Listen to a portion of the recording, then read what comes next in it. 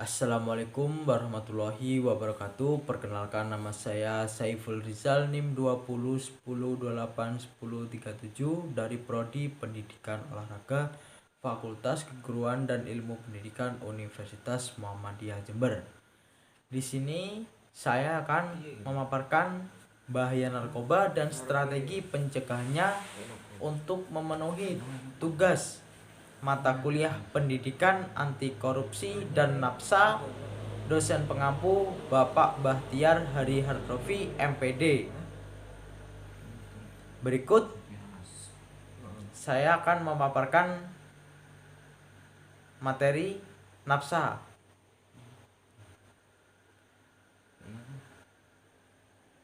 Yang pertama, potret permasalahan narkoba di Indonesia.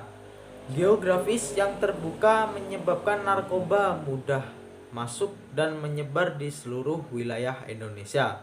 Demografis yang sangat besar, 250 juta jiwa, menjadi pasar potensial peredaran gelap narkoba. Peredaran gelap narkoba bukan hanya menyasar orang dewasa dan remaja, melainkan juga anak-anak. Minimnya fasilitas dan aksesibilitas layanan rehabilitas pencandu narkoba. Stigma terhadap penyalahgunaan narkotika sebagai takut melaporkan diri. Sistem penegakan hukum yang belum mampu memberikan efek jera kepada penjahat narkoba. Modus operandi dan variasi jenis narkoba yang terus berkembang, 41 jenis baru. Lapas yang bertransformasi menjadi pusat kendali peredaran gelap narkoba. Kerugian akibat penyalahgunaan narkoba sekitar 63,1 triliun rupiah biaya privat dan sosial. Ancaman kejahatan siber. Perkembangan teknologi informasi membuka ruang untuk menciptakan celah bagi pelaku kejahatan untuk memproduksi ataupun mengedarkan narkoba dengan lebih mudah, murah, dan tidak terdeteksi. Survei web market. Peredaran narkoba dilakukan melalui sosial dan website. Deep web market. Peredaran narkoba dilakukan melalui jaringan internet tersembunyi yang sangat sulit dilacak. Crypto market. Transaksi menggunakan cryptocurrency melalui internet tidak mudah dilacak identitas tersembunyi. Narkotika, psikotropika, dan bahan berbahaya lainnya, yaitu bahan atau zat yang dapat mempengaruhi kondisi kejiwaan atau psikologis seseorang, pikiran, perasaan, dan perilakunya, serta dapat menimbulkan ketergantungan fisik dan psikologi. Narkotika adalah zat atau obat yang berasal dari tanaman atau bukan, baik sintetis maupun semi sintetis, yang dapat menyebabkan penurunan atau perubahan kesadaran, hilangnya rasa, mengurangi sampai menghilangkan rasa nyeri, dan dapat menimbulkan ketergantungan. Narkotika dapat dibedakan menjadi 3 golongan, yaitu golongan 1, hanya untuk mengembangkan ilmu pengetahuan, tidak untuk terapi ketergantungan kuat, contoh heroin, kokain, dan ganja. Golongan 2, pilihan terakhir untuk terapi ketergantungan kuat tetapi kurang dari golongan 1, contoh morfin, petidin. Golongan 3, sering untuk terapi ketergantungan lebih ringan, contoh kodein. Psikotropika adalah zat atau obat, baik alamiah maupun sintetis, bukan narkotika, yang berkhasiat psikoaktif melalui pengaruh selektif pada susunan saraf pusat yang menyebabkan perubahan khas pada aktivitas mental dan perilaku. Psikotropika dibedakan dalam 4 golongan. Yang pertama, golongan 1, hanya untuk pengembangan ilmu pengetahuan, tidak untuk terapi ketergantungan kuat, contoh ekstasi, MDMA. dan LSD. Golongan 2 bisa untuk terapi, tetapi pilihan terakhir ketergantungan tinggi tetapi kurang dari golongan 1. Contoh amfetamin, metilfenidat, Ritalin, metaqualon. Golongan 3 sering untuk terapi ketergantungan sedang. Contoh fenobarbital, flunitrazepam. Golongan 4 untuk terapi ketergantungan ringan. Contoh diazepam, clobazam, bromazepam. Zat adiktif lainnya. Bahan dan zat selain narkotika dan psikotropika yang dapat juga mempengaruhi psikoaktif tubuh manusia dan dapat menyebabkan kecanduan, di antaranya minuman alkohol, zat inhalasi atau lem, nikotin atau rokok. Jenis narkoba yang paling banyak digunakan seperti gambar di bawah: ganja, sabu, ekstasi. Contoh narkoba, contoh heroin, kokain, ganja, sabu, ekstasi, dan lain-lain. Contoh gambar seperti di layar. Jenis narkoba berdasarkan efek terhadap susunan saraf pusat. Jenis stimulan, depresan, halusinogen lainnya.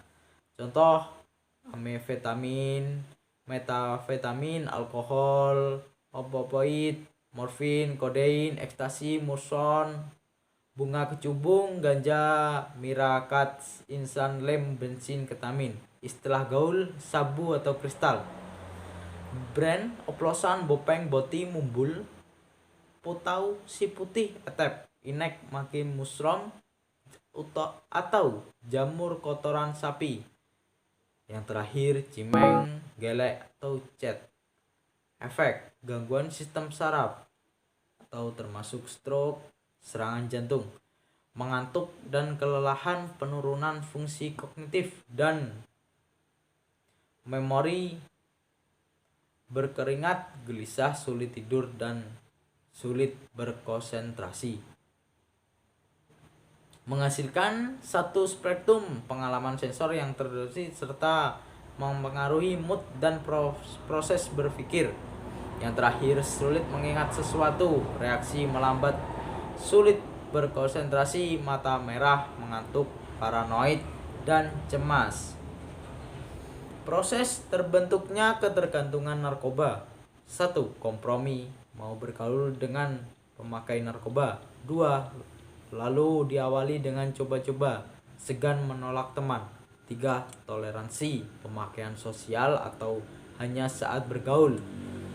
Pemakaian situasional atau saat kesal, sedih, kecewa, atau ada masalah.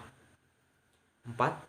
Kebiasaan, pemakaian menjadi semakin sering atau akan meningkat menjadi sering pakai, tidak perlu dipengaruhi, atau sedang bermasalah. Yang kelima, puncaknya tahap ketergantungan bila tidak dipakai. Sakau, kerusakan pada organ tubuh atau meninggal. Ciri-ciri fisik. Yang pertama, seperti gambar, berat badan turun drastis. Mata terlihat cekung dan merah, muka pucat dan bibir kehitam-hitaman. Tangan penuh dengan bintik-bintik merah seperti bekas gigitan nyamuk dan ada tanda bekas luka. Buang air besar atau kecil kurang lancar. Ciri-ciri perilaku. Yang pertama, gambar itu seperti malas dan sering melupakan tanggung jawab dan tugas-tugas rutinnya. Sikap tidak peduli dan jauh dari keluarga. Suka mencuri uang di rumah, sekolah atau pekerjaan, dan menggadaikan barang-barang berharga di rumah. Selalu kehabisan uang. Ciri-ciri emosi seperti gambar tersebut, sangat sensitif dan cepat bosan. Membangkang bila ditegur atau dimarahi, emosinya naik, turun, dan tidak ragu untuk memukul orang atau berbicara kasar pada anggota keluarga atau orang di sekitarnya. nafsu makan tidak menentu. Contoh nyata dampak penyalahguna narkoba, halusinasi dan disorientasi atau overdosis. Terjadi penuaan dini dan rentan terhadap serangan penyakit. Seperti gambar tersebut, terjadi kerusakan gigi. Seperti gambar tersebut itu. Faktor penyebab penyalahgunaan narkoba: pribadi atau diri sendiri, lingkungan, kelompok, sindikat, keluarga. Penyebabnya: apa yang harus dilakukan bila ada keluarga, kerabat, atau tetangga sebagai penyalahguna narkotika? Laporkan pada IPWL. Ibu kami mau lapor, anak kami ternyata pemakai narkotika. Ayo kita bawa ke IPWL.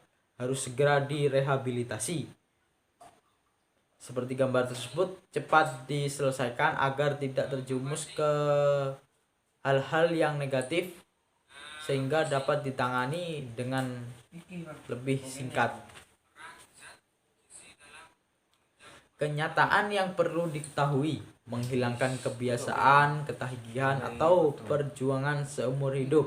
Resiko kehilangan pekerjaan di depan mata, mencoreng nama baik institusi tempat bekerja, anak dan istri terabaikan, keluarga berantakan, karir dan masa depan hancur, dapat menyebabkan terjadinya kecelakaan kerja, menyebabkan kerugian materi bagi institusi tempat bekerja, contoh penggelapan uang perusahaan dan lain-lain.